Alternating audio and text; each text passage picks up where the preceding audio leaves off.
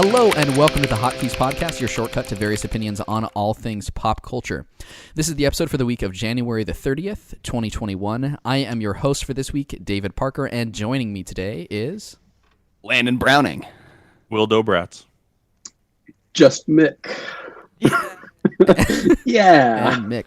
How are you guys doing this week? Have you had a okay week? I would probably rate my week a 5.3 out of 10. Wow. Just okay. It's Is okay. it like an IGN 5.3 or like just a regular 5.3 A regular. No, Okay, if it was an IGN score, I'd probably 8.5. Yeah. IGN. Yeah, that sounds about right. A little something for everybody. A little lower Really than makes usual, you feel I would like say. Landon. Really makes you feel like Landon. I don't know. That I feel like that's a low score for Landon. I mean, Landon, like... I typically have pretty good weeks. Yeah, I would say... Last week I was sad. No one could probably tell, though, because I hide it so well. Yeah, all this subliminal messages through the Landon's recovered recording last week. from depression. Now he's just tired. I'm so tired. I mean, what's better, A little crispy. depressed Landon or tired Landon? I don't know. Or Tired do they go Landon hand like in tends hand? to get like more angry at like other people. Like depressed Landon just like is mad at himself.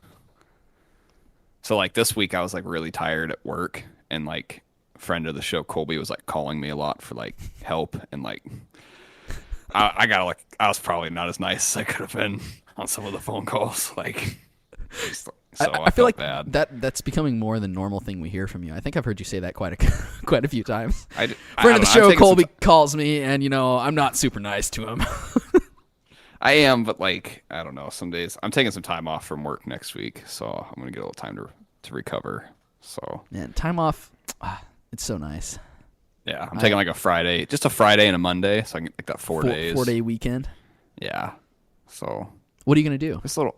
You're just gonna relax? I'm gonna relax. I'm gonna try to make an appointment to go in and like get the process going on LASIK surgery for my eyes. Oh, you're So, gonna buzz. You're going to buzz. cut your I'm eyes gonna open. buzz. So I'm always worried things will go horribly wrong. So if I ever do that. that's what I'm worried about. But like the only way it could be worse is if they literally blind me. So like if that happens, then oh well, I'll just be like a cripple for the rest of your life. I'll just Would change you all my say stance. would you say there's like a big room for error there or a smaller room for error I when it think comes there's to LASIK surgery? I think nowadays there's probably a lot of room for error because they've done it so much that like I don't know what Will would say about. Well, we know what he would say now. Yes, that's true. I think you're right, Landon. Will would say shotgun. Like, Oh gosh. yeah, Well, it's besides great. that- It's great that's gonna make sense to 7 people. yeah. Okay. Anyway, my so bad. Landon, this is a recurring segment we have with you. You had another neighbor interaction. It's of course not previous neighbor because she's been gone for a while, but we have a new neighbor. So what's new in that camp this week? They're just really old and really creepy. They keep saying weird things to me. What like, they when say? I interact What they with say them. to you? This last time. This last You'll time, float too. no, I was just leaving for work, and like I'll say good morning if they're out because they always smoke. They smoke outside, like their apartment. And Will and Mick can testify to this because you can smell the cigarette smoke sitting in the podcast room. So they're always smoking. So I said good morning, and then I got to my van, and I forgot like my water up in my apartment. So I come back, and he looks at me he's like, oh, you forget something? And I'm like, yep.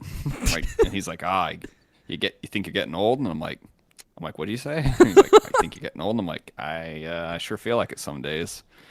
So I go back and I come down, and then like the next thing out of his mouth, he says, you remember when canning jars were a nickel? And I'm just looking at him like, nope. I'm like, I don't remember that. I'm like, I don't know how old you think I am, but I'm clearly not. This guy's like probably in his 70s. And I'm like, oh, it's crazy how cheap stuff was. And he just kind of like laughed and then kept smoking his cigarette. And then I just left. But then like 3 days later, I get home from work and I got on my van like laying like in the pathway to my apartment is like this like canning jar just laying there. Wait, really? And I'm like, yeah, no, I'm not kidding. I'm not kidding. Like, it's, okay, so it's like it's full of stuff. Like it's full of stuff, but it is a canning jar. And I'm like, oh my god, it's warning me. Like the messages. He's trying to kill you. It's just filled with nickels. Just filled to the brim with nickels. I'm gonna be honest. All the way up until the canning jar moment, I was like, okay, that's not such a bad interaction. Like, it may be a little odd, but you know, now it's like, and it's just like, oh man, like. Well, the thing should is, you be should you feel like you're in danger? Like, well, I mean, I would say yeah, because you know what? That was a few days later. This has been like on the guy's mind, and well, he like waited. the fact, like he waited. The other weird things, like they accused me of burning trash in my fireplace, and when I explained to them, like, and you only burn, you only burn trash in your sink, not in the fireplace. Yeah, I do have a fireplace in my apartment, but yeah, I do. I'm not kidding. Do you actually use it, or I've never used it. Is it in your room? It's in the living room. Oh, I've just never seen it. It's right below the mirror. Yeah. Oh, okay. Mirror. All right. For everyone who knows, like, you know, the layout of Landon's apartment. Will's like, that's a fireplace? He's like, I thought that was a urinal. Oops. My bad. I thought that was an escape pod. You just jump in there and it shoots you out. From the apartment. So yeah, they've accused me of burning trash in my fireplace. They accused me of having toxic smells coming down through the wiring in my apartment. It's like a real conversation I had to have with the old lady. She was accusing me. She's like, there's an odor coming from like your wiring, like through the vents. And I'm like, there are no vents in our apartments because it's all, there's no gas heat. Like it's all electric. There's no venting going between the apartments. And she's like, oh no, I can taste it in my mouth. It makes my heart, it was like making my heart stop. And I'm like, what? I'm like, you should call somebody about that. I'm like, I don't think it's my problem, but it couldn't have anything to do with her chronic smoking. And yeah, I know that definitely could. Yeah, I can't just have normal neighbors. Yeah, and then what was another thing she did when one day, I don't know if I told this on the show already, but like one day I just came out and asked like, oh hey, like I was walking out to take the trash out or something. And I'm like, oh afternoon. She's like, oh, my son's dying, like, and just had to have like this, like she just opened up and like random conversation with a stranger telling me about her like terminally ill son as I'm just standing there awkwardly like, oh my god, like why would you share like why would you burden me with like this information? Like, so someone to share the burden with. I don't, yeah, but maybe I'm a bad person, but like I didn't really, I could have gone without knowing. And then they accused me of burning trash, like. And when I told her that, I'm like, maybe it was like the electric strip heat, but like, cause like when you start up like strip heat, all the dust is on it. You can kind of smell it burning. I'm like, oh, maybe it's that. She was like, no, it was definitely trash. That was her response. It was definitely trash. It was definitely trash. What did you do with the canning jar? Did you just? I just left it. Just left it there. I didn't touch it. I feel like if I take it, then that's like their go ahead. You like, get the curse. Like the curse. Well, I feel like they have. Well, they are super strange. I feel like they probably live by a code, I would assume. So like if you take the jar, then like that's their like okay to kill me or possess me or something. They also slam. It's their like if you take it, you're inducted into their cult of canning jars. Yeah. And I did have them. They did actually slam on the ceiling the other night, like did one time. Like they've done it once now. What were you doing? And were you watching something loud? No, I was about to go to bed. It was like 10:05 p.m. So not that late. And they stay up to like 3 a.m. Like no joke. Like they're up all hours of the night. It's almost disturbing how late they stay up. So like it was like 10:05. I'd gotten ready for bed. I was just watching a like YouTube video by my bed, and then I just hear like slamming, but not like right underneath where I'm at. I hear slamming, and then I hear the word "I'm serious," or no, it was "I'm bleeping serious," like something, and then just slamming, like light slamming, but it was not above where I was standing. It was like 10, 15 feet away.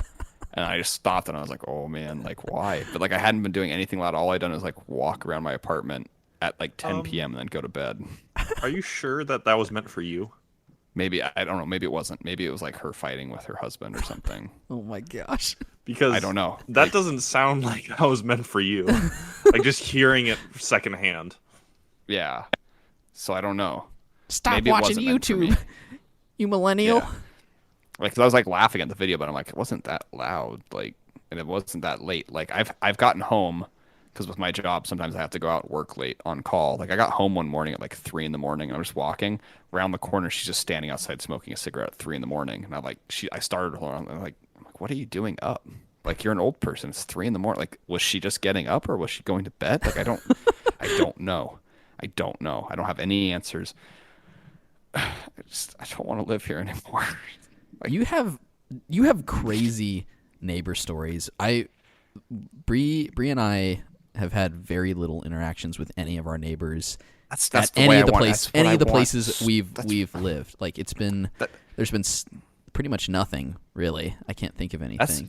That's when I lived in the Tri-Cities. The entire year I was there, I think I talked to the combined like 3 neighbors I had, I think, one time, and that was when I got my vehicle stuck in the snow, and they came and helped me like get it unstuck. And that was the only interaction I ever had, and it was perfect. It was wonderful. I just don't want to interact with them, but at least the neighbors that live across from me are like really cool. Like, I don't ever hear from them. Everything, like, and only the occasional like, hey, morning, like, nothing weird, nothing crazy.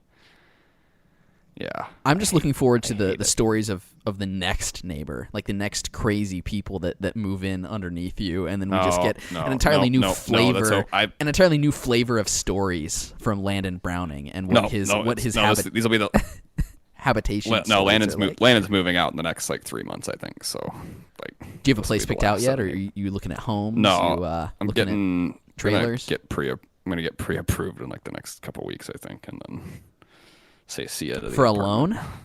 Yeah, for home loan action. Oh yeah. Man, can you imagine moving up in the world? Homeowner Landon, like, can you think of anything Landon. more annoying? Get off my lawn. That's a good point, Dave. I just can't I just can't wait till like a Saturday morning. I go cut the grass, like just cutting the grass. Just in your cut off jean shorts, like, no shirt. Yes, like no shirt. Old Nike tennis shoes. Sweating Coors all over the Light. place. Coors Light in one hand. Yeah, Coors Light. Walkman in the other. I'm not kidding though. Like, mowing the lawn is actually like somewhat enjoyable. I don't know if I'm the only person that thinks that, but I think I think it can be kind of cathartic. Yeah, and more so too as the older you get. I hated it less and less the older I got. But when you're a kid, it's horrific. Oh, it's yeah. horrific mowing the lawn. I don't think. I mean, I know I don't like it, but I think the reason why is because I think I might be allergic to grass. Because every time grass touches me, I just get like super itchy, and I get like little rashes. Yeah, that would definitely make the experience not I enjoyable. didn't know Mick was the biggest nerd out of all of us. Dang. Yeah. Also, when I was growing up, my family, I can't help it. I didn't choose this life. Yeah, that's what most nerds say. Like. My parents had like the worst lawnmower though. I feel like growing up, like, and the worst weed eater. Like, they was were it just a pair of scissors? You had to go out there. No, it was just like it just never would start. I remember like just having meltdowns. Gas powered scissors. Gas powered. Can you imagine? Like, just... That'd be terrifying to hold. Well, do you let go, dude? Like, they just start bouncing around on the ground. Like, just gotta wait for the gas to run out. Dude.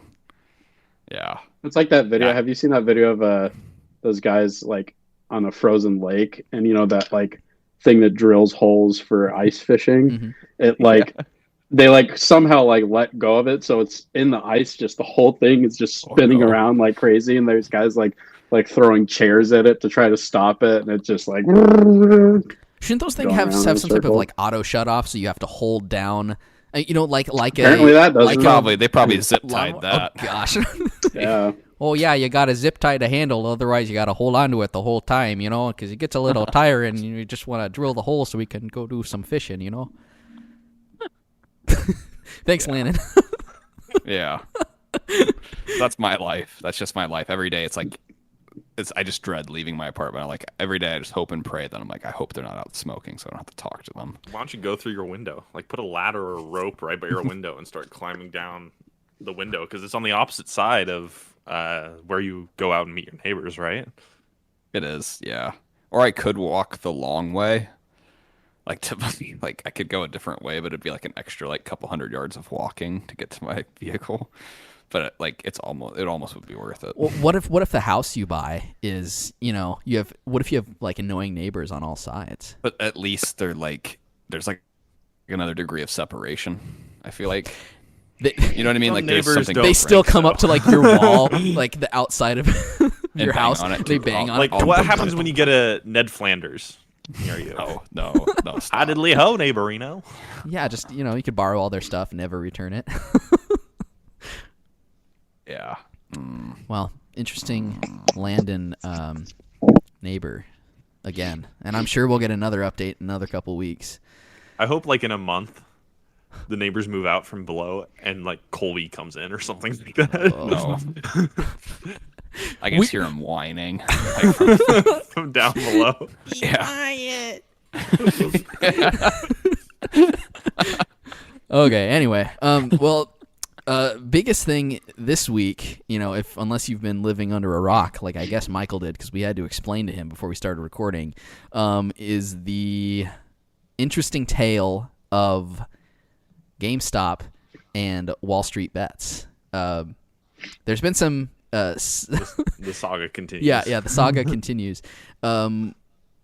Will, can you give us like a quick breakdown of what's been happening this week with Yeah, GameStop, a notoriously failing company, and Wall Street Bets, which is A subreddit. a subreddit. And could you explain what a subreddit is for all those people who don't know what that is? Also, Okay, so a subreddit is a community on Reddit. That's the best way I can explain it. Which Reddit is? What's Reddit? Reddit is basically like Okay, a well, forum. Reddit's Like, a message forum. What's a where forum? Where people can gather and they can. Oh my gosh. Okay. On the internet, people type and say funny things sometimes. internet. People who like similar the things gather in groups, and sometimes those groups What's turn a into group? communities, and sometimes those communities turn into subreddits. So Wall Street Bets is a community around basically sharing Degenerates. their losses that they have in their stock market ventures. So they would invest in something, it does poorly, they post it, and they get a lot of attention for what kind of losses that they take. And 'Cause it's funny when this other people community lose money. sees- Yes. Well, it's This a bunch of people community sees- just wallowing in their sorrow, basically, right? Yes, Yeah. yes. They call each other very naughty names and very a lot of slurs. Like the kind of thing that Colby used to tell people before he got banned. He got from- banned. Yes, it's a word that starts with an R and ends with something else. I'm sure when you were 12, you used to throw it around all the time, but it's just, I don't know if I did. well, I don't Back mean when you. I was I back meant when more I was like, 22. Anyway, So basically, this community sees GameStop, and what GameStop is as David explains, is a failing business model. brick where and the price, mortar. the price of GameStop stock was down to probably around $4 or $5 last summer, which is pretty crazy low.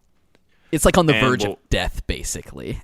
Yeah, it's They keep it's closing essentially stores. Every time you hear about them, like, oh, GameStop. like, closed oh, another closing 100 stores, stores. Yeah. And what essentially Wall Street would do is they kept driving into the ground further by using a tactic called shorting. Now, when you think of the stock market, you usually think of buying and selling and stocks in a traditional way where you buy low and sell high. You want to buy the stock at a lower price and sell it at a higher price. But there's actually another function of the stock market called shorting. Shorting is where you, just to completely simplify it, you hope the price goes down. You bet it's- against the stock in a sense. Yeah, you essentially bet against the stock. Now, how it technically works is you borrow a stock for a certain amount, and then you have to sell it back to the borrower for a lower amount which you borrowed, and then you gain the difference. Mm-hmm. Essentially, what Wall Street would do is they would short a stock and then announce that they're shorting a stock, and it's pseudo market manipulation. Market manipulation is a term you hear a lot thrown around about, and I think it's technically illegal, but there are ways in which people have not market manipulation in air quotes and Do you mean just if you're a announce, hedge hey, fund? yeah, if you're a hedge fund, what they would do is say, oh my goodness, look at us, we're shorting GameStop, and that would cause people who are invested in GameStop to panic, sell, and then they get more money. Stock. Yeah. Robbing the stock, and they would drive stocks into the ground. Yeah, so like, and then they would make money at the expense of these companies, and like for instance, in this case, GameStop. Yes, and so what happened was a bunch of basically degenerates on Wall Street bets saw that GameStop was by Wall Street 140% shorted, which is crazy. Like, so they completely overshorted GameStop and wanted to drive it into the ground to make money off their failures. And so a bunch of idiots from Wall Street bets were like, hey, let's all buy GameStop at once. Let's just all agree to buy GameStop. So at the beginning of the year, the price for GameStop was around $20-ish. Okay, $20 per share. Uh-huh. Now, the price of GameStop, as of, I think, yesterday, was around $320, peaking at $400 a share. So, what this means what is does that mean, Will? Wall Street has to buy back shares at around $300 or $400 a share when they borrowed it at around $20, maybe even as or low less. as $5 Yeah. or less. So suddenly, hedge funds, which are, think about like the big baddies of Wall Street almost. They drive companies into the ground. It's like the gambling department of banks, basically. Yes. Of big banks, kind of. It's a billionaires club, right? They have lost yes. people. Yeah. Yes, that's billions exactly what it and is. billions and billions of dollars over GameStop. They have lost, I think it's either 20 or 70 billion so far. I think 70 billion collectively, and certain companies lost $20 billion. Yeah, it's between all these hedge funds, it's a, an extreme amount of money, like unfathomable amounts for us to really understand.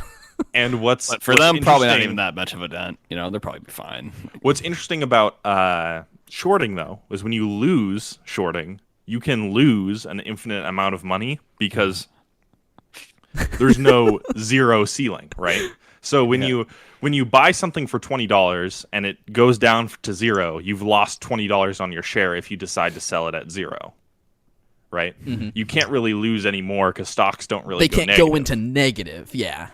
So, but if you reverse that, where let's say you buy it at 20, and then you have to sell it back to who you borrowed it from at 300. It's keep going up 350. It's going to keep going up 400. You can theoretically lose an infinite amount of money if it just keeps going up and up and up and up, climbing. So it's been really funny to look at the upper execs of Wall Street basically crying because they are so upset with what's been going on, and they've been calling it market manipulation, even though it's basically the exact same thing that they do when they publicly announce that they're going to short a stock. Well, it's great because it's almost like it's almost exactly like it, but kind of, I think, a little bit different in the sense that it's better. it's better because it wasn't like a hedge fund there's so much money involved with one organization that makes that decision that they kind of have so much power where it's the entity in charge is very little. And so they have so much power with all the money they have. In this instance, I think it's really hard to call it manipulation because it's so many different individuals involved. It's retail investors is what they're called, because it's basically just me and you, normal people who just just hey, normal Joes who have almost no money. Who are like, hey, I want to buy GameStop because if I buy it and other people are buying it, I'm going to make money. And on the flip side, all these hedge funds, which usually, like notoriously, if you look at like 2008, like those are the kind of people that like made money against the American public. Like it's those kind of people who are suffering. When a lot of people lost money because the stock market crashed in 2008. Yeah, lost money, lost pensions, lost jobs, lost retirements, homes. Lost. Oh yeah, lots of homes lost. So this is I have seen. I don't know if Will, you've seen The Big Short, right? I haven't seen The Big Short, actually. Oh, you haven't? Okay. So I watched meaning to I watch watched it it. a few years Yeah. ago, and it was it's a good, interesting movie, and all of this made me want to watch it again. So I watched it last night with Bree because this whole last week I've kind of been like laughing about this constantly, about this whole GameStop thing, and kind of telling her information because she wasn't as, I guess, privy to it because she doesn't follow kind of the weird, basement dwellers as much as I do. But even she had like heard about things on the news about GameStop and Wall Street and something going on. And I mean, I would say this is unprecedented in the amount of how much this is affecting hedge funds by just normal people, which is really, I think, like, is actually kind of cool. I think it's really unfortunate that certain organizations are trying to spin this as like market manipulation or fraud, because I feel like this is about as far away from fraud as possible, because there's not one person at the top who is, guiding all of this money. It's all of these individual people who have their own money. At any moment could back out. Oh, yeah, that any moment can back out. But all these people, like, at least on Wall Street Bets now, a lot of them are saying, like we got to hold. Like, if we hold this is something that, like, we can make more money. So it's like, it's just the common man, like, figuring out the system. The thing that's crazy to me is that I'm surprised this hasn't happened earlier with how easy it was to cause this to happen. Because when you think about how little it took to kind of upend this system of shorting, I think this will probably affect the shorting market, like, by far. Because I don't know how people are going to easily do shorts as much, because I think they realize that the risk now actually is there. That's the thing, like, with shorts, is that the way it had worked is that it's kind of like no one, like, would bet against it in a sense. And that's what happened in this sense, is they played their hand way too hard. They, with the 140%, they got a little too shorted. Greedy. They got too greedy. way too greedy at the expense of, a company, and they're paying the price for it. And it's like, it's literally just gambling. And now that they're losing the gamble, they're complaining. They're being poor sports. And like, there's been some shady stuff with like Robinhood. I think is really ironic name now. Oh, really yeah. Like the memes you see about Robinhood and its name is like not lost on anybody.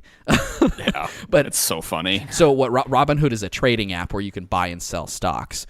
And the thing is, Robinhood was created and is funded by a fund that ended up lending money to one of the hedge funds that shorted GameStop. So what Robinhood did is, for some reason, inexplicably, I don't think they really gave any explanation, they stopped allowing purchases of GameStop and AMC and a couple other stocks. You could still sell, but you could not purchase. I think their official statement was like, oh, we want to save people market. like risk. Like, well, no, they're like, oh, we want to. It's a high volatile market. We don't want people risking. But it's like they've taken advantage.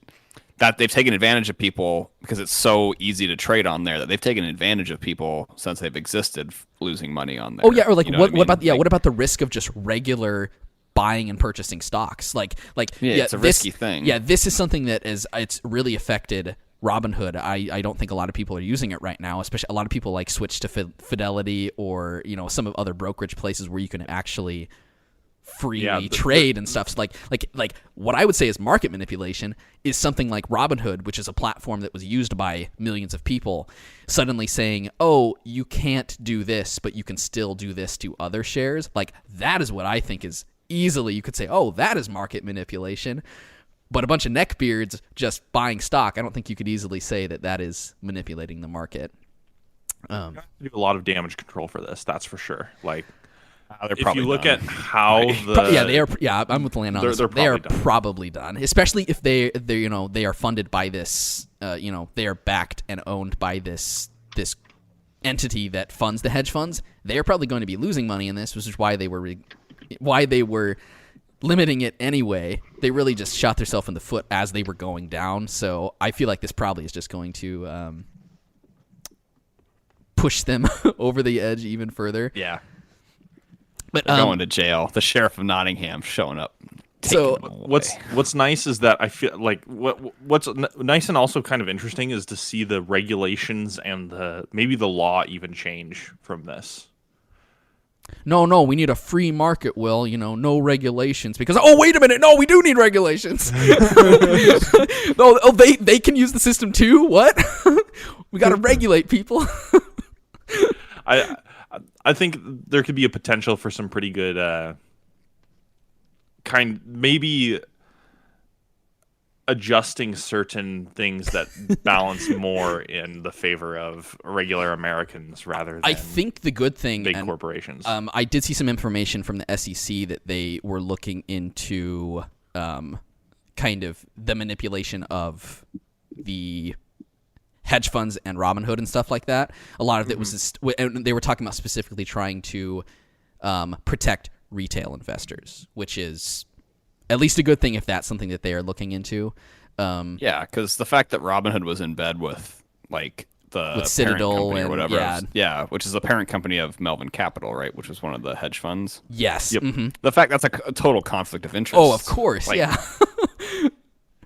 And the CEO has gone on of Robinhood saying like, "Oh, it's not. This conspiracy is totally false. We just needed to do it to wrong or this, and this, and this." And it's like, really, dude? Like nobody's believing that. Nobody's believing that. Yeah, it's awesome. Yeah, it's the kind of technicality of it too. Is that the funny thing is like once you really look into it, it's actually not that complicated. And then that's the thing that really got me interested in the whole thing about thinking like it's crazy that how I guess fragile some of this stuff is because it took I would say so few people. I mean, it still is millions of people. I mean, right, the subreddit has blown up over the last few days. Like right now, it has over 1 million to 6 million. Members. It has over. That doesn't mean all those people are buying stock in GameStop. A lot of those people are kind of just like us, like I'm gawkers. here for the circus. Yeah. I'm one of them, and I'm there for the circus. But I mean, we've had friends that have been purchasing stock in other stuff. I don't know if anyone's bought GameStop, but we've had some friends that have purchased AMC and stuff like that. So I mean, which is another one that was 98% shorted, and the price went up from 5 to I think either 15. I think it peaked at 15, maybe even $10. Yeah, and that could go up to no one really knows. But I mean, I don't know. The whole situation has been super funny. This last week, like seeing it really felt like the good ending of a movie that like you just don't get very often because real life, unfortunately, I feel like is kind of like the rich guy wins, Yeah, and the people who suffer are us. What's the saying? Like once you get to a certain amount of once you're so wealthy, it's wrong for you to lose any of your money. Like yeah, you're kind of protected. So this. But hey, Johnny Boy billionaire is gonna have to sell his 250-foot yacht to get a 240-foot yacht. Yeah, so, it's how what a bummer. Like so unfortunate. Yeah, what a win. It's a win for us. But the thing I don't know if we touched on it yet, but the thing called the short squeeze. Squeeze 'em. How that works technically is so like on a like practical level. What's happening is all these companies, when they shorted the stocks, they did it multiple times, which is why there's 140% of the stocks that exist that are shorted. So a lot of these hedge funds that did that, they have shorted stock multiple times. So they would essentially need to like purchase a stock to sell it back. Or purchase the stock so that they can return it. But then since they did that multiple times, they need to do that again. And when they do that, they drive the price of the stock up. However, in order for them to purchase a stock, someone has to be willing to sell a stock. And the amount of people that own stock versus the amount of people that have to purchase stock because they need to return stock to the people they borrowed them from is greater. So when people don't sell, it like skyrockets the price, which is what has been happening. There's a portion where it's the shorts or the where like the borrowing closes out and you have to return it, and that's really where the price skyrockets. This happened with Volkswagen. It was Volkswagen, right? In 2000, I'm not sure. Oh, okay. In 2008, I can't remember. Where once it got to the point where the hedge funds were forced to return their stock, then they basically had to pay whatever the people were asking for, and the price of the stock of VW.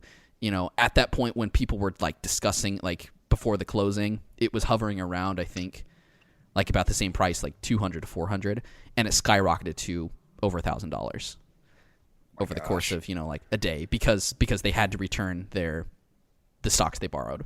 And so there's this thing that's called the short squeeze, because you're basically squeezing the amount of stocks because of what exists versus what people have to return is a smaller amount. And so all these people that are saying like, hey, let's hold out, because if we hold out, we make more money. And it's just people like you and me that are doing all right, not billionaires. So I'm gonna put all my money in GameStop now. Let's do it. Like buy. Buy the dip, boys. Buy the dip. But like for like an internet phenomenon, this has been really funny to watch. It's been like Will described it as watching the circus, and that's kind of been the perfect, I think, analogy, because just watching news trying to explain it, watching Reddit talking about it, or watching other websites, watching pundits, like news pundits, like certain people that like are like vilifying retail investors versus others who are saying like vilifying the hedge funds. It's just been super interesting to watch on the outside, because I don't have any money involved in it, so you don't got any skin in the game. I don't have any skin in the game, but it's something like I wouldn't I would say I'm rooting for the retail investors in this one. Oh yeah. I mean, they're probably scumbags in their own mind. And they're probably bad people. Some of them will be multi-millionaires. Some of them will be. What's great is that it feels like I don't think I've ever seen anything like it, where the small guy wins. Like this, you were saying this earlier. It feels like the good guy. I feel like definitely ending. Like at least not with Wall Street, not with the stock market. That especially Wall on Street. Such a grand scale. Like so, yeah, I would definitely agree with you on that. Yeah, I don't think we're gonna see anything like this again in another probably like 10 years. So I guess enjoy it while it lasts. Yeah, once it goes mainstream, like it kind of is. Well, it might. I mean, it's most likely is either going to spawn some regulation, or Wall Street's not going to be careful not to overshort. Yeah, anything. or maybe Wall Street will be a little bit more careful. Talking about The Big Short, I don't know if you guys know much about what happened with the housing market, like in '08. But what happened was that like all these housing bonds that basically like on the outside people thought were in perfect shape, but a couple people figured out basically that Batman figured it out. Yeah. Christian Bale figured out basically that it's like there was an impending collapse. And so there's an impending collapse. So there was this very few amount of people that kind of were like, oh, wait, we see this is going to happen. So they went to all these banks and they were like, hey, we want to basically short these bonds, the housing market. And the banks are basically like, the housing market is rock solid. It's never going to fail. You guys are idiots. Of course we'll take your money, you morons. So like they go around to all these banks and the banks are basically just like saying, of course we'll take your free money. Absolutely. And of course, I want to watch the movie now. I want to watch the movie. And of course, awesome. The housing market eventually fails. All these guys end up making a windfall, and then some of these big banks, they just over the course of days and weeks, they die. I think the big one was Lehman Brothers went to zero, like $0 stock. And so like you've seen the pictures of them, like all the people working for that bank who were just like leaving the building, like walking out the doors because the company it's over. Yeah. It no longer existed, which was like at $1 billion, like billions and $1 billion like bank establishment. And then what happened is, of course, banks got bailed out and then they paid out their bonuses to the bankers. So then all those people are now like the people who should have like suffered end up making millions of dollars and stuff. And then there's these few people who like figured out that it was going to happen and then made their immense fortunes. Like Batman, Christian Bale in the movie, like his fund, their profit was like 1.6 billion or something against something that like people laughed at him saying that it would never happen, and investors were trying to pull out and saying like, no, like you're making us lose our money. And it's Batman said sorry. Yeah, it's not entirely the same situation as this, just because of the differences of how the shorts work with bonds versus how the shorts work with the stock market. But the movie's funny too, so it's not like a boring financial movie, and they kind of play with that of like they do a good job of explaining how it works, and that it is kind of like at the heart of it, like it is complicated, but they do a good job of kind of Well, when else are you going to see Batman and Michael Scott? Team up? Yeah. The cast is a pretty good cast as well. Like what's his name? Brad Pitt. Ryan Gosling. Yeah, Brad Pitt's in there. Ryan Gosling's in there. Yeah, it has a pretty stellar cast, and it's a funny, interesting movie. So, and if you don't understand kind of like what happened in 2008, it also is kind of a good refresher as well. I would say also it's good to just do some research because it is a movie, so don't take it at face value. Again, though, don't take it as happened. gospel. Yeah, don't take it as gospel because it was a movie made to entertain the masses. But once again, the little guy lost, and the rich people got bailed out. Yeah, that's one that was like it was close, like it was close to like the little people and the big people were going to suffer, but it turns out that because of the bailout, just the little people, just the little people ended up suffered, and then you're like, oh yeah. The end of that movie is kind of depressing because you kind of realize you're like, oh man. Whew. Yeah, I was too young to really like. Same. I was just like, 2008 Mario Galaxy is coming out this year. Or something well, like that. Part of the thing too, like not to like get too weird, but I would say all of us in the kind of families that we were in, we probably didn't feel the ripple as much. Yeah, we made it out okay. Yeah. So there was some unfortunate stuff that happened. In that time period, and I think most of us probably were able to get out without feeling much of it. We were also pretty young at the time. I mean. Some of us were like literal children, and then others were, young adults. Young, like older, yeah. Will, how old were you? I was like 10 years old in 2008. Oh, man. I would have been like 11. I was 73. Anyway, so that's been the funny thing this week. GameStop. We'll find out what happens come Monday is that when the markets open again? Markets open again on Monday morning. But there's the Asian markets that happen before that, so there might be some stuff happening on Sunday that we can look into. True.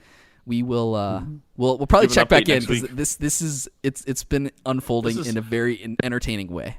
This is the most interesting thing that's happened in my life for a long time. Yeah. And Will is it'll still probably be a highlight. It'll be a highlight of 2021. Like it'll definitely be a highlight. Yeah, yeah. I mean, it's 2021's comeback year. 2021's the redemption story. Like it's a comeback season. Speaking of comebacks, so I'm going out of order, but speaking of comebacks, this is something that we used to play called WarLight. It was a mobile game that basically was like Risk, and this was actually on episode 1 of Hotkeys podcast, and we started recording back in 2015. That we were playing. And it was a game that Michael, I think, actually, he just like was so gung ho about. He WarLight. loved it. Yeah, I mean, like if I thought about a game Michael loved, it was the Risk knockoff of WarLight. Mick, do you like WarLight? No. Thank you, Michael. Back to you. Anyway, so yeah, WarLight's this basically Risk game that you can play on your phone or the computer that is actually much better than Risk. It's much more complicated and a lot more strategic. But it's kind of that game like you get into and you really enjoy it for a couple weeks and then you never want to touch the game again. At least that's how I felt with WarLight. I mean, it's one that like we kind of revisit every 2 or 3 years and then we stop playing almost at once. We'll all stop playing and then no one wants to talk about it. But anyway, for some reason, in the way that like you guys do Siege, like we have returned back to WarLight and started playing again. So I don't know if you guys are like actually excited. I actually was not that excited because I was scared about the repercussions of playing the game. But Landon actually seemed like he was on board because our friend, actually, guest host of the show, Brandon Bick, he's the one that was really pushing for us to get back into WarLight. I guess I'm just not as like intense. Like you seem to take it really seriously. I'm just like, oh, like this is a fun game I can play on my phone with my friends. Like, yeah, it's. Maybe I won't win. I probably won't win with that attitude, but maybe I won't be as sad when I lose. Well, that's probably true. Here's the thing for me. I was excited. Then I looked on the map that we were playing on, and I was like, oh shoot. Well, this is gonna suck. Well, okay, I want to look because like normal risk, like how many territories are there? It's like 60 something, I would bet. Yeah, probably like 60 60 or 70. Let me see. Oh, 42 territories. Oh, wow. Yeah, so Risk has 42 territories. If like people who have played that game throughout the decades know that like if you're not big on board games or war games, Risk can look a little daunting. So this map that we are playing on probably has like 500. Oh yeah, like 500. Actually, Yeah, 500. yeah, like 500 territories, and it's like 6 or 7 of us playing. Yeah, there's 7 of us playing. And this is a game that you play. You don't play it in person. You are, you do it online, and you have a certain amount of time to take your turn. It's like this game could like feasibly going on for months, like months and months. Yeah. And what's sad is that once the first person's eliminated, and if they ever want to play WarLight, or it's called Warzone now, if you ever want to play WarLight again, Warzone, they're gonna have to wait for the other players to lose, which might take easily 6 or 7 months. Oh yeah, the first person that loses this game is going to be the first person done playing WarLight for the next 5 years. So we all know what's going to happen. So I'm going to be one of the first ones out. Oliver's going to quit early. Oh yeah. What's going to happen is I'm going to make it to the final 2 and forget to take my turn, and the other person who is losing by a lot is going to win, because that's what happened last time, and I got so mad. Wait, you forgot to take your turn, so you got kicked? Yeah, so this is one of those. So funny. It was one of those big games. It was Colby and I were the last 2, and it was one of those that we had been playing for probably like a month or 2.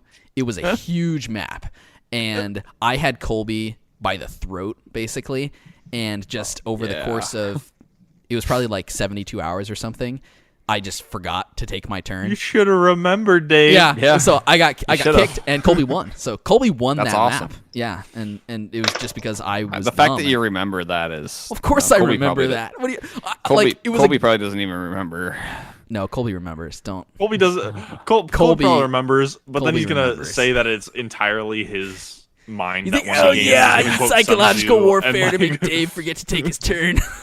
Always feign ignorance, something. Yeah. Like I would also like to. I don't know if there's like a good app or a good like web browser, but I'd like to start playing chess with people. That's like another game. Chess.com, right, or something like that.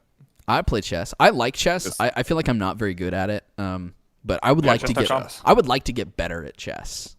Yeah. Mick, All right, Mick, could you get into chess? I know it's not that I know it's not a game that you're not super keen on, but I feel like it's also not. I would get into chess. Okay. If we played Wizards chess. Wizards chess, Harry. Wizards chess is dangerous. Or I guess only if you're playing the big Wizards chess. If you're playing the small one, it's just expensive because you have to keep buying the pieces over and over and over. No, just Reparo. Come on. No, I'm not that. What are you, an amateur wizard over here? Yeah, I'm not Dave's that. Dave's a and flick, muggle. Dave. Yeah, I'm a Swish and flick. Muggle. Yeah, oh, sorry. Go ahead. I was gonna say the nice thing with chess is that the nice thing with chess is like while it's like I don't feel like it's that hard of a game to learn. Like it's not super complicated, but like mastering the different strategies is like a continuous thing. But like just I get what picking you're up and saying. playing. Yeah, I get what you're saying. Like each piece, it's easy to remember and know how each piece moves, right? So the queen can do anything and go anywhere. Blah blah blah blah. Like pawns move forward, one can only attack diagonally. But I feel like to play it properly, it's going to be a lot flexing more his complicated. knowledge of chess moves. This is like I learned this in 3rd grade. No, Because from watching the Queen's Gambit, like the 4 or 5 episodes that I've watched. Can I ask you a personal question? Man. Yeah. Did you watch that show just because you're in love with like the lead actress? Will's taking like the taking a super very longest long- drink of Well, I like chess. I'd be very down to get into the game. And That's not what I asked. I think that, Landon, you're right in that it's easy to learn and hard to master. Okay, what's the next topic, Dave? So did you like Queen's Gambit? Like, was it a good show or? What's your I'm favorite still part watching of the show? I really like the main character. I think she's really good, and she has her flaws and her strengths, and they do a really What are good some job of her strengths?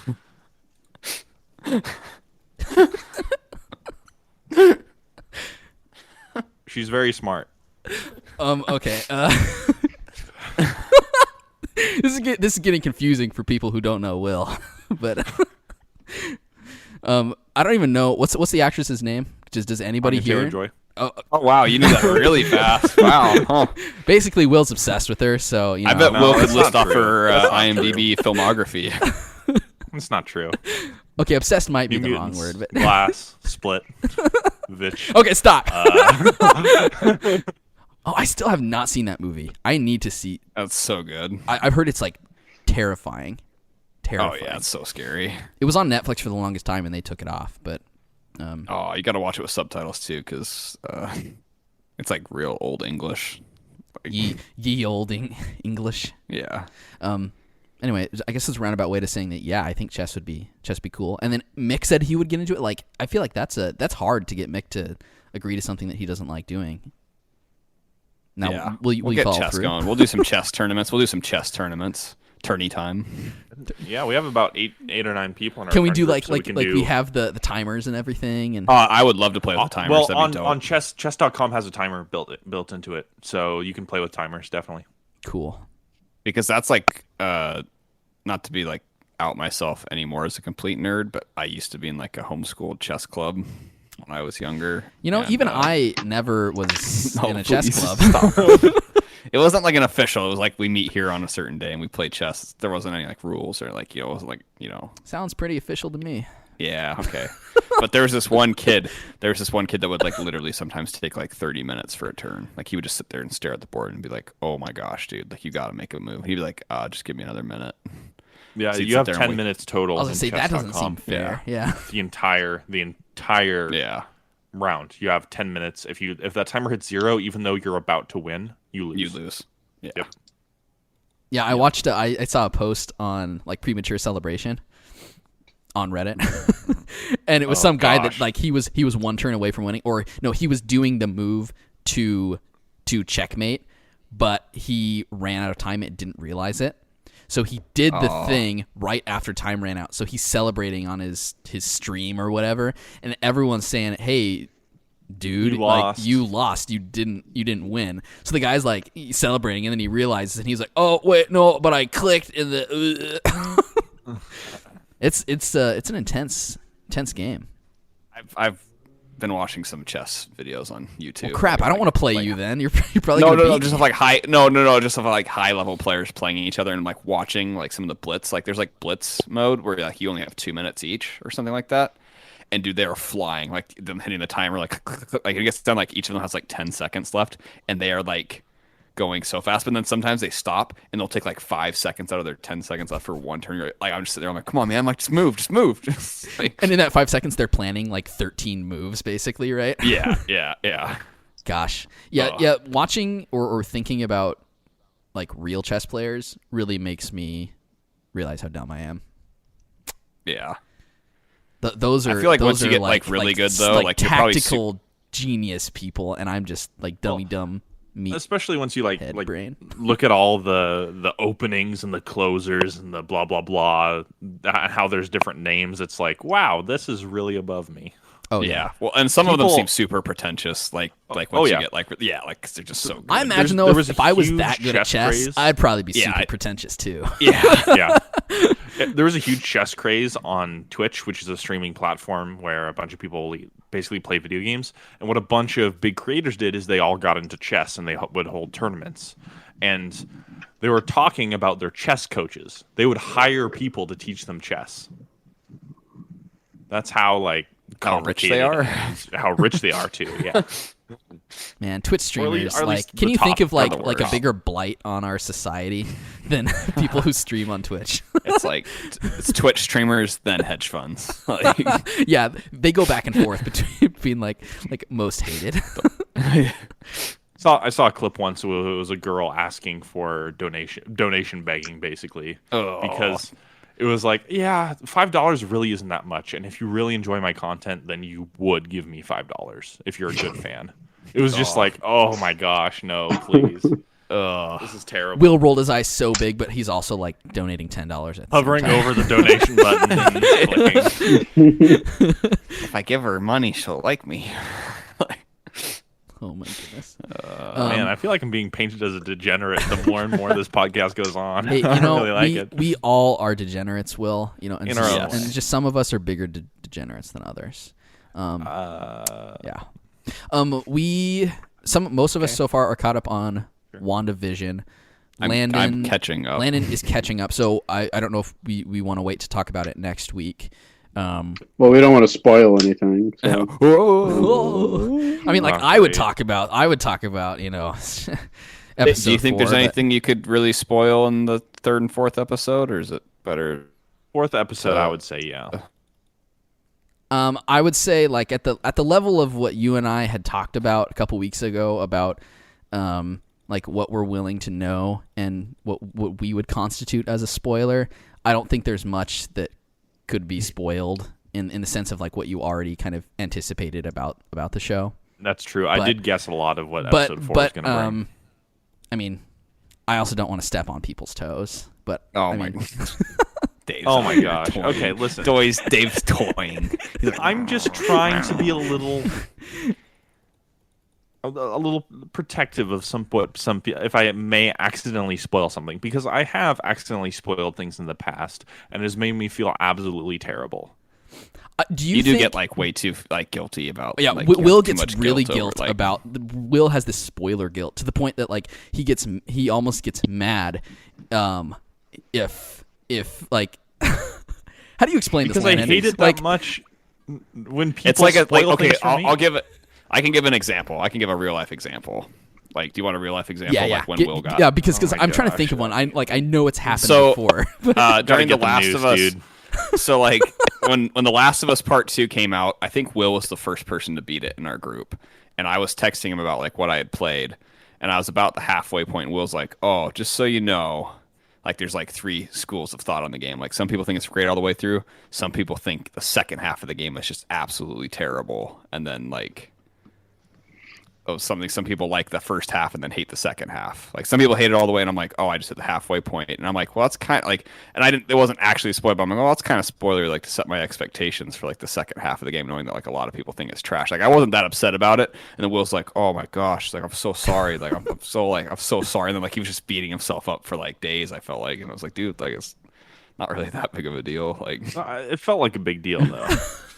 But the game was still a masterpiece. So, oh, no big deal. Oh, 10 out of 10, baby. Oh my Yeah, gosh. Landon was Oh. in the camp that like yeah, part 1 and part 2 like in combination was a 10 out of 10. Masterpiece. Which that of course upset Will, because the game is not a masterpiece, but It's a masterpiece, baby. I think my favorite meme that I've ever sent in the group chat that we have is Landon talking to the wall. And that's what a lot of this feels like sometimes.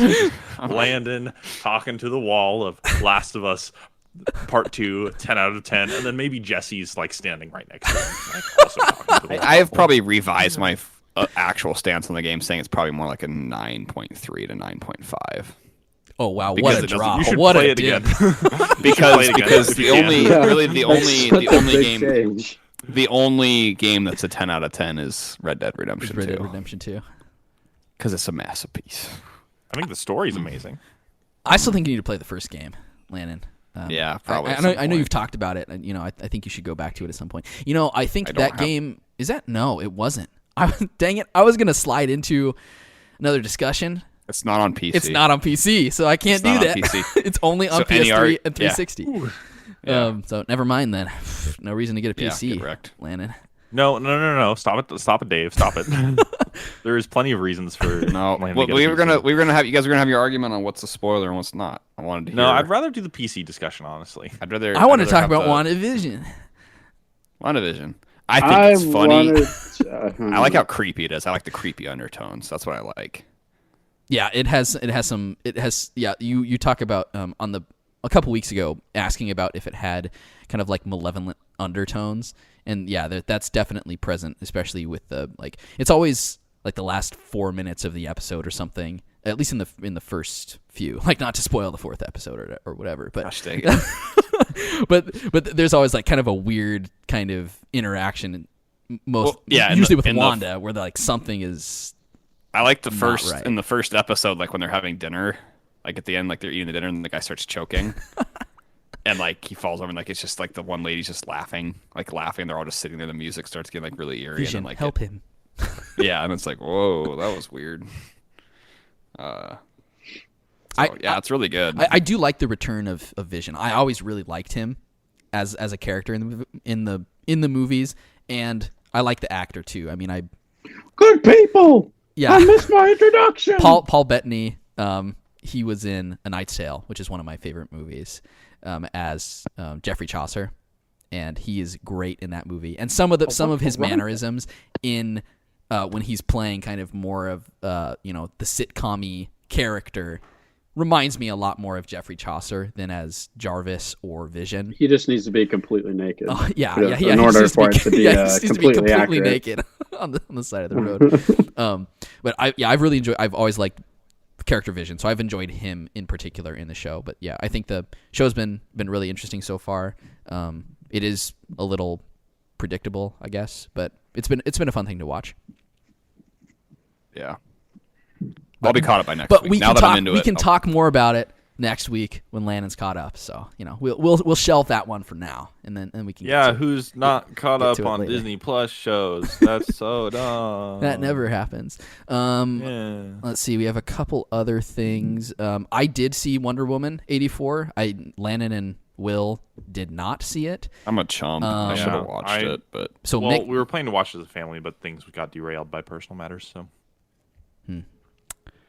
Well, so Wonder Woman. Mick, I don't know if you talked much about it on the show. Did you like the movie? Was it okay? Was it sucky? I thought it was good. I liked the first one a lot better. But it was still a good movie. I'd say a lot more humor. And the way that the movie was presented, and it was on purpose, was it was presented as a movie from the 80s. So there's a lot of themes and almost acting decisions kind of more based on some of the later Superman movies. So it's in that vein of kind of 80s cheese a little bit. Okay. But I thought it was good. It was a fun movie.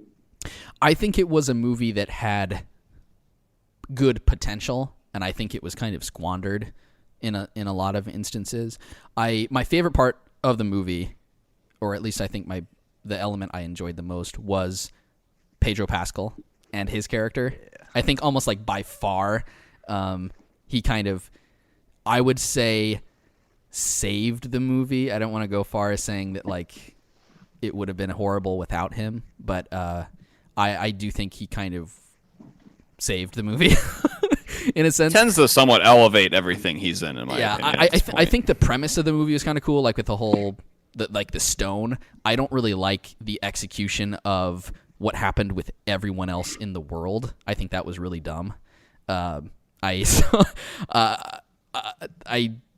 really think that was kind of wasted in a sense, but I think the idea of kind of the wishing stone was kind of a cool premise, and I really think that it kind of was wasted almost with how it was treated with everybody else, I guess. But the Pedro Pascal thing I thought that was cool. He was, at least. But I was not a big fan of the movie. Brianna was not a big fan of the movie either. She didn't really like it. But anyway. I mean, I kind of already know what you'll say about most DC movies, so I can't say I'm surprised.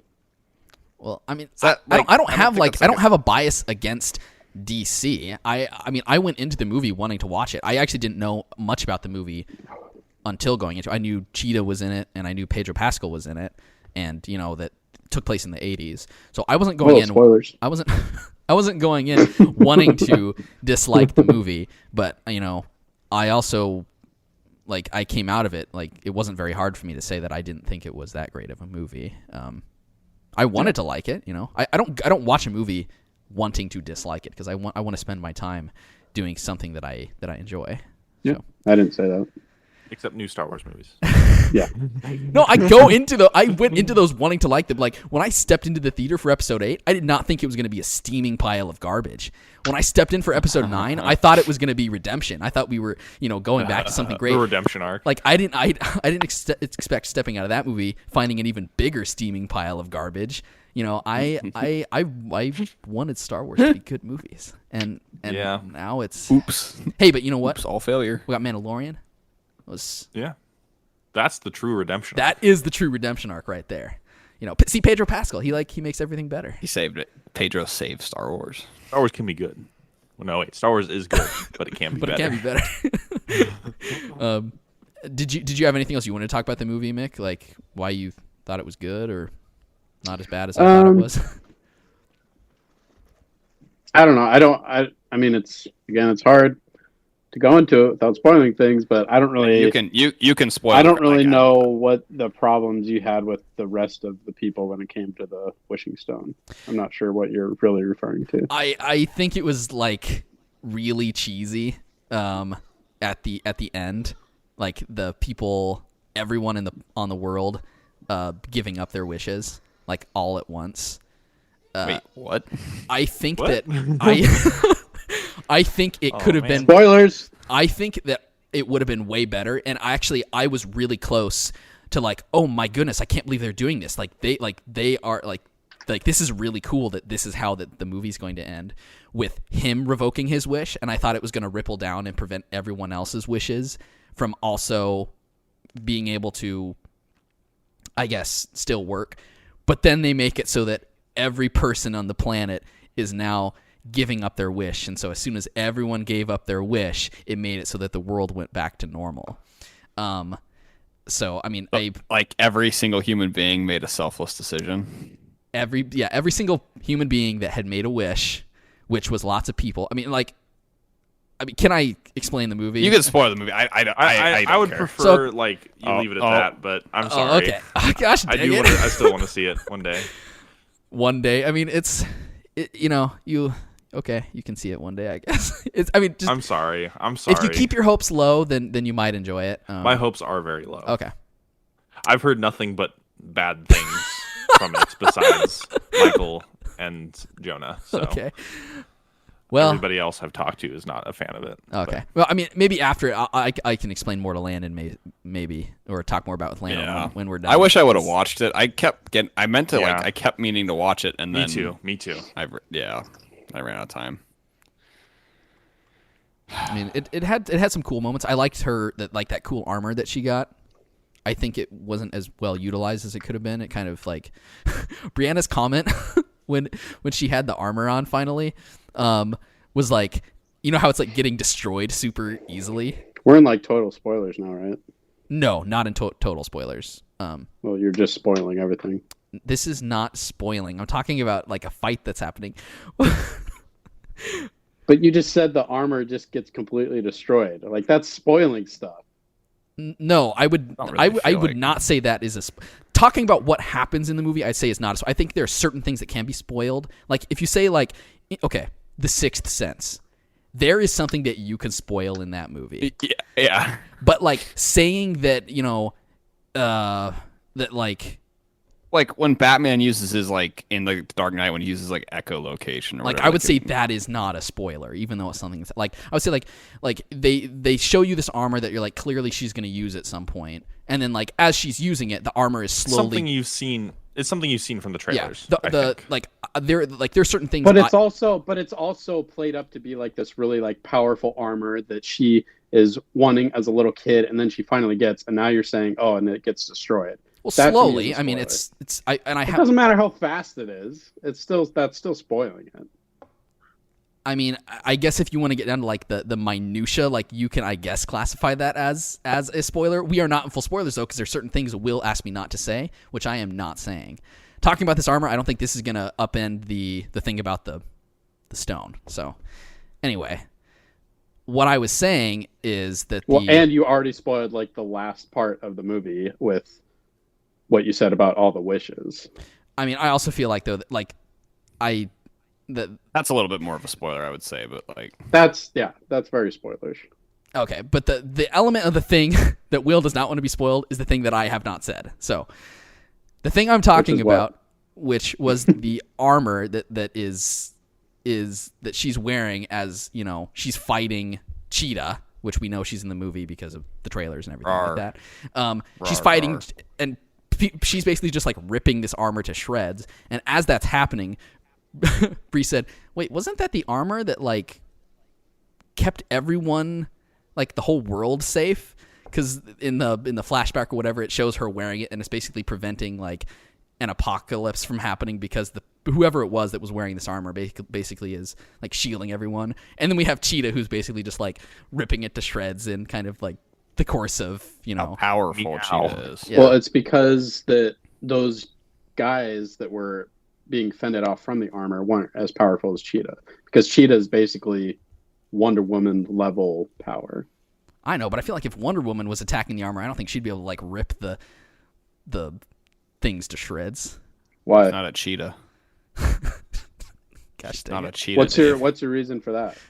I don't know. I feel like the armor was more powerful. They like built it up as this power, like this armor that kept the world like from being destroyed or something, or like it kept all the enemies at bay, and then it like got destroyed so quickly. I don't know why this came up, but Imagine if the Master Sword in Breath of the Wild is breakable. Like I haven't seen the movie, it is but breakable. I get what. No, it's not. So it'll not breakable, it'll run but out of I mean, power. like, yeah, it gets expended and then the power. But like, comes back. imagine if like you can actually like literally break the Master Sword And lose it, and lose it forever.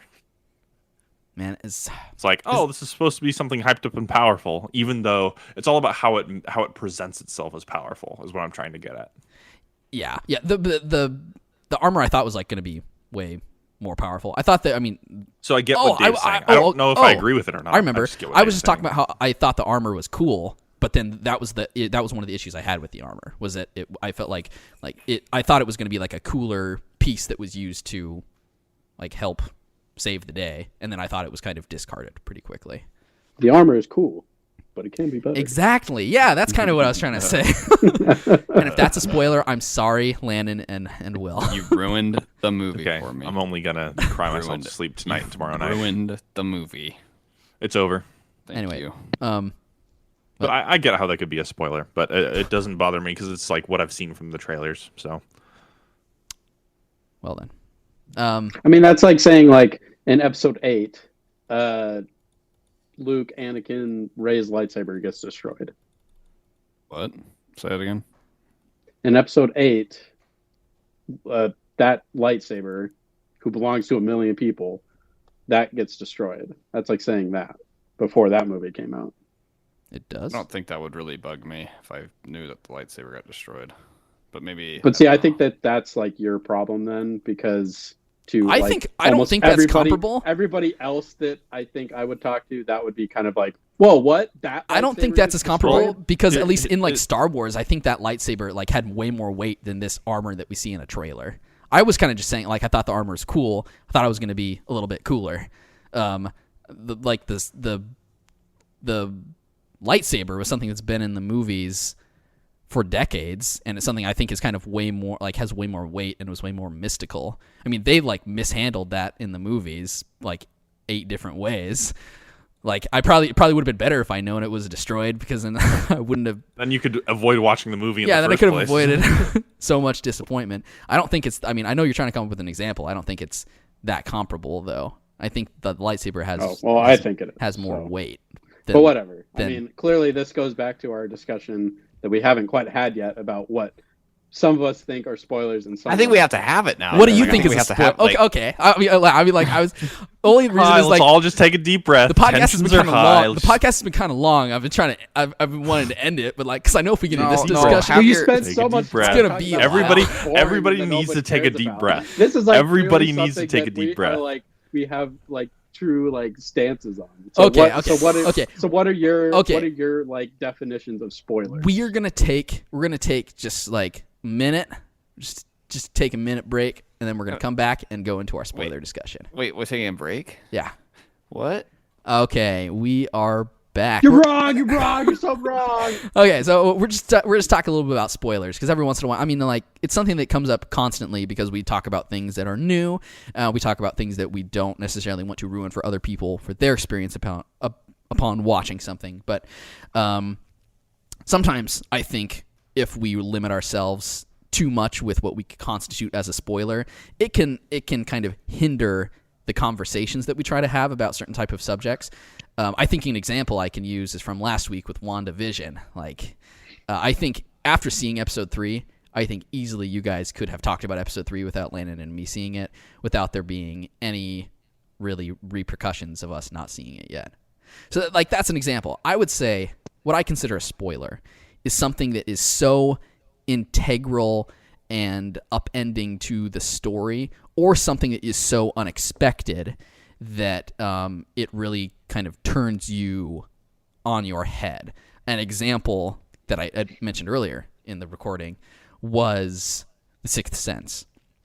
There is something you could spoil in The Sixth Sense that I think would really adversely affect the viewer. Now, if I'm watching What is that? 27 Dresses, I don't think you can spoil that. You can like say But things. they get together in the end, Dave. no, That's a stop. spoiler. I think you can talk about things that happen in an episode or happen in a movie, but I think just like no matter like if you're doing that, that doesn't mean that you are spoiling something if someone hasn't seen it. I think there are only certain things that can be spoiled. I also think too, if the other person doesn't care, and if they say they don't care, then if you consider it a spoiler, then it should be okay then for you to talk about it because the other person gave their consent to be spoiled. I would consider that. So that's my argument about what a spoiler is. But see, that's like, so you're saying that as long as the other party is saying, "Oh, it's fine," then that's not a spoiler? No, that's not what I said. I said What are you saying? He said it doesn't matter. Like they don't care. Like if someone doesn't care if you spoil something. I said there are certain things that are spoilers that Yes. can be spoiled, but also there are instances that if the person either doesn't care or doesn't consider it a spoiler and they give consent to say you can talk about this, then that is okay. Okay, that's what I'm saying. So if the person hadn't seen the material or whatever, and they say, "Yeah, you can talk about it, I don't care," then that means it's not a spoiler? No, I No, didn't say it's it's not a not spoiler. I said that you can talk about it, that it's okay to discuss. What? I don't know. That's still a spoiler for me though. Like if I'm the one that has seen it and I know what happened, I would say that those things are spoilers. Even if you're saying, "Oh no, you don't. I don't care. You can talk about it." For me, the reason I held back so much from spoiling WandaVision for you is because I felt like it robbed from the experience if you knew 100% what like all the breadcrumbs that it lays out. For me, it was cool to see the different aspects of the eerie feelings or the hints that are going to pop up, or the like in the end of the second episode, the Wanda, like who's doing this to you, Wanda, like kind of those kind of things felt like they complemented the experience side of of the WandaVision, viewing? the experience. Yes. So I didn't want to compromise. Oh, well, something weird is going to happen in this episode. For me, it was cool to see the weird things unravel. And I felt like it would do it would give a different experience to the. Well, I mean, any show or movie is designed to be watched and discovered on your own. I would say that a spoiler is when somebody else reveals an aspect of it to the unknown person or to the unknown, watcher of the thing that they hadn't watched yet, to reveal that to them when they would have naturally watched it themselves. And I mean, I agree with that. I think there are certain things that, like, if it's revealed, like, there are certain things that it's okay if that's revealed. What dictates that, though? I mean, because if you look at it and that description of what a spoiler is, then you can't really say anything about it. So then we would just never talk about. So for me, I guess it's probably. I think like at the end of the day, that's what's saying like spoiler alert, and like if you guys had watched it, then you can talk about it. That's the whole point of what a spoiler is. See, I'm saying that I think my definition of a spoiler is different than yours. I think it's different for everybody, but I would also like it's kind of on each individual to like decide what they're okay with hearing and what they're not okay with hearing.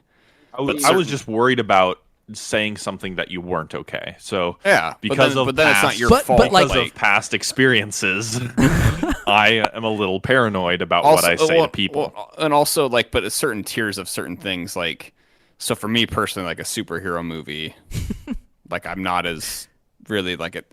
Like my stance on anything. The good superhero, guys win. Well, like no, like just any kind of superhero film. Like I don't. And this is my personal opinion. I don't consider superhero films as like high cinema. Like the best superhero movies are. Landon is Scorsese. Totally that, Landon is just like Scorsese. I'm not quite like that, but like for me, like that's just something like, I don't. You respect that medium or that genre a little less than you do. Well, no, I just treat it different. It's a popcorn. They're popcorn films outside of a few, like The Dark Knight. I would consider is a standout among that genre, or Watchmen.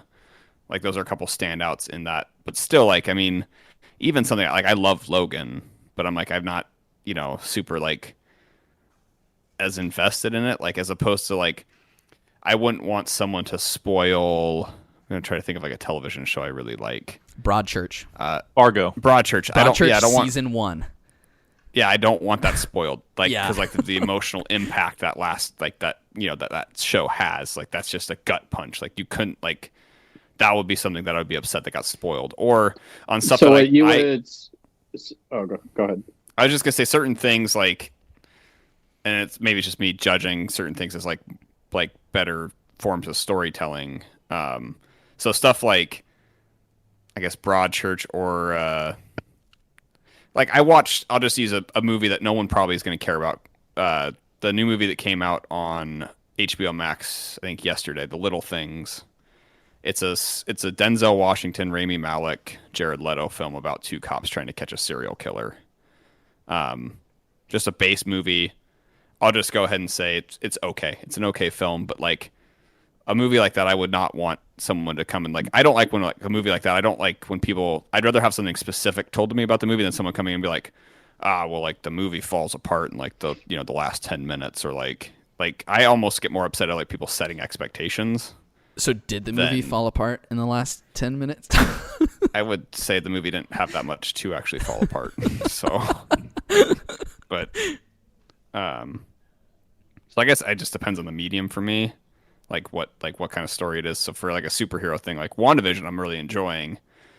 But at the end of the day, I'm like, it's a Marvel thing, so it's probably not gonna, So to you, it more comes down to what you personally are interested in. But like at the same time, classify as what a spoiler is. I guess, but even something I'm trying to think like, so The Mandalorian. Like I love The Mandalorian, but like I try to think of like there's not much that you could spoil in that show. I don't think like maybe like I wouldn't want someone to tell me that. I could think of a couple. I'm thinking of the thing in the very last episode, like that reveal would be sucky, but like episodes 1 through 6, I'm like yeah. I'm like it's fun, but like if someone told me a specific thing that happens, like they used like the seismic charges from Slave 1 again, I'd be like like that's cool, but like I don't. I would consider that a spoiler. Why? Because it's something that happened in the show. Because it's something in the show that you would normally find out yourself by watching the show, not by someone anything saying, is a spoiler. Guess what happened? Guess what happens? The Slave 1 uses a seismic charge. So like, so are you saying that basically just anything? I was gonna watch that myself. So basically just anything is a spoiler, like anything that happens in a show or movie or video game? I mean, yeah, if you look at the definition for what a spoiler is, how is that like weird? Because that's a plot. That's different. A spoil is something that will affect the viewing of it in an adverse way. Guess what? If you told me that, I'd be like, well, I know it's coming, so it's not going to be like an amazing kind of fan service that I wasn't expecting to see. Now that I know it's going to happen, it's like, well, that kind of ruins the initial surprise, I guess. The stakes just seem really low, though. Yeah, I think the stakes are kind of That doesn't matter. Yes, it does. That absolutely matters. Doesn't. Yeah. No, it doesn't. No. So you would consider it the same kind of offense saying like, oh, revealing that the seismic charge get dropped, as opposed to spoiling like the Sixth Sense, like the end of the Sixth Sense, or like something like in like a Christopher Nolan film, or I would say a spoiler is a spoiler.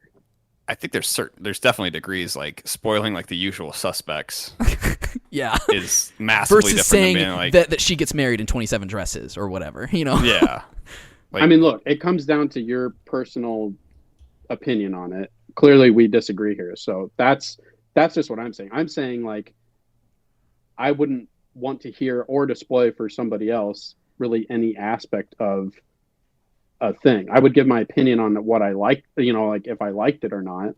But unless I get like the okay from the person, I feel uncomfortable saying stuff like, yeah, Slave One uses a seismic charge, or Ahsoka Tano comes back and is there. I would say that's a spoiler. Like that, I would say is a spoiler. I don't know if using the seismic charges. Do you find do you not like to watch trailers for things or read any kind of news articles about stuff before it comes out then as well, or? I see trailers to me, they get like into a gray area because it's something that the creative team feels, or the trailer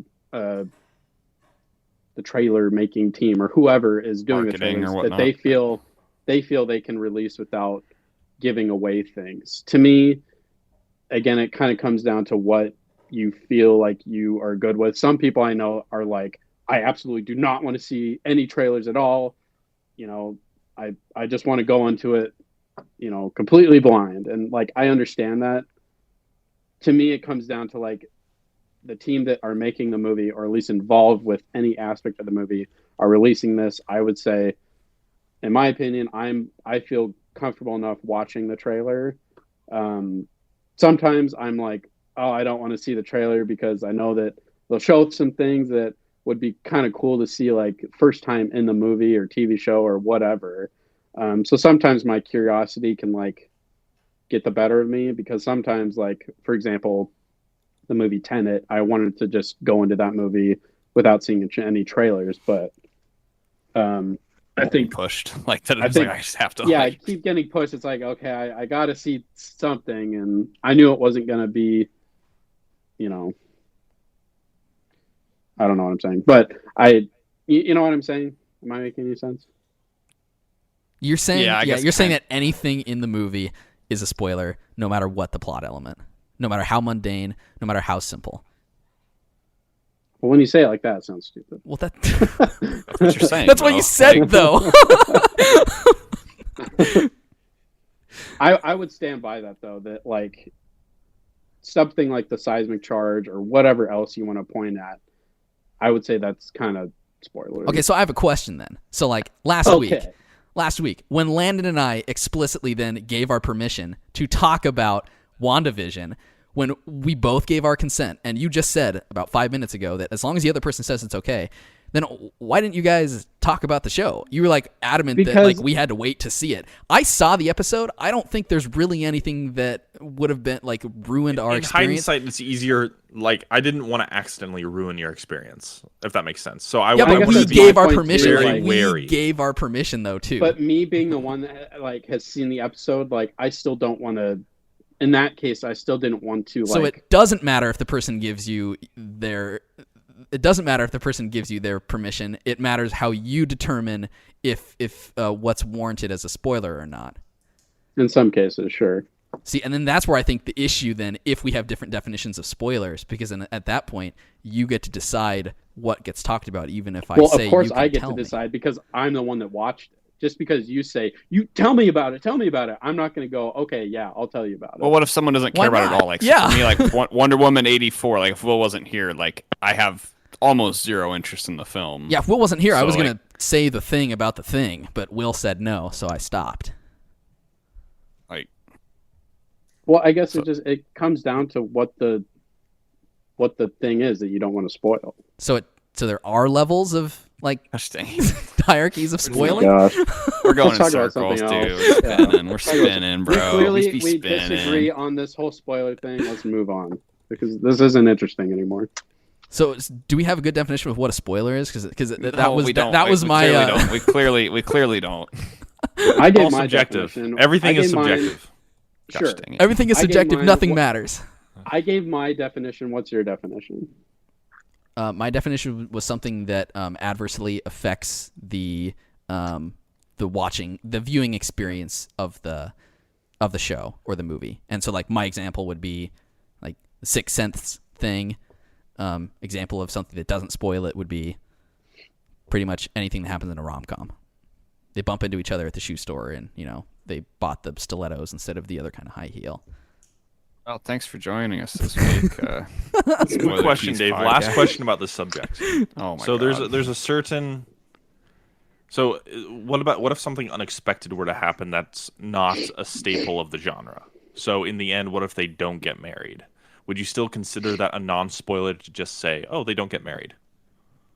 I would say a non-spoiler is still a spoiler because now you know that doesn't happen. Everything is a spoiler, Will. Were you not listening? Everything. No, Pretty I'm much, asking I you, mean- Dave. I'm asking you. What do you think? If it's something that you're not expecting, then I would say probably yeah. Ray does not get Interesting. her hand chopped off in the movies. Ah! I didn't want to know that. No. I'm just talking about like something that is that upends your expectations of the genre. I would say yeah, because David said that's something along the affecting. lines of- I would say okay. because that affects your perception of the thing. Where if the seismic charge, I don't know if that's a great example because it involves things with like Boba Fett, and so like I think that can get into a little bit Boba gray Fett. territory. Boba Fett.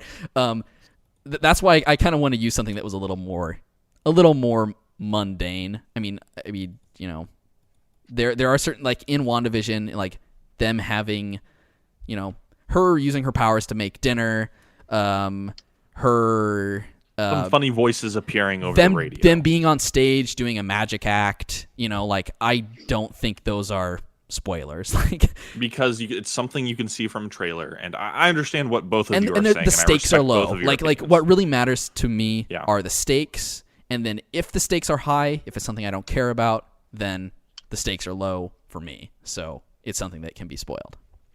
I think the thing that bothers me about spoilers is that if you adhere to them too much, is I think it can adversely affect discussion on the topics, which is why I was even thinking about the question of what is a spoiler when I was editing last week's episode. Because it's like if you're too careful about what you can talk about, you don't talk about the thing at all. And the whole point is to talk about stuff, you know what I'm saying?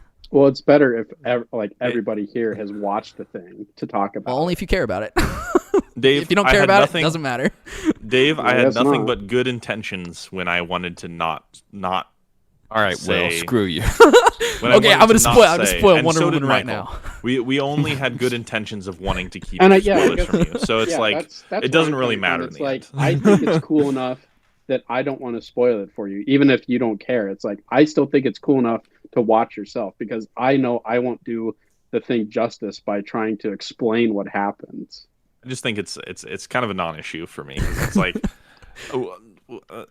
we wanted you to experience something cool. That's the whole reason why we didn't tell you. And even if like you are a little upset that we didn't tell you, it's like I'm not sorry that for I'm making not you upset. but I was it's just like- more confused. Like after the fact yeah. and after So- everything, I'm like, Hopefully the hopefully the discussion has made clear that we wanted to make sure that you just had a good time. That's all. Yay! All right. Well, that's our spoiler-free spoiler talk for Hotkeys podcast this week. Does anyone else have anything else to add before we finish nothing, up? And nothing. The never-ending delay of the topic of Landon buying a PC. No, The it's never-ending delay. That's next week. Next week on the Hotkeys week. podcast. We'll push that to next week. This is the first thing we're going to talk about. Yeah, we're going to talk. Oh boy, oh man. Yeah, we'll talk about 5 minutes how Landon should buy one, and then he will never. And then buy I it. won't buy He one. will completely refuse to buy one, and then just complain about not buying a PS5, not being able to buy a PS5. Can't All right. find Well, one. thank you so much for joining us this week, everyone else. Thanks for listening, and we'll be back. Don't later. Forget to brush your teeth.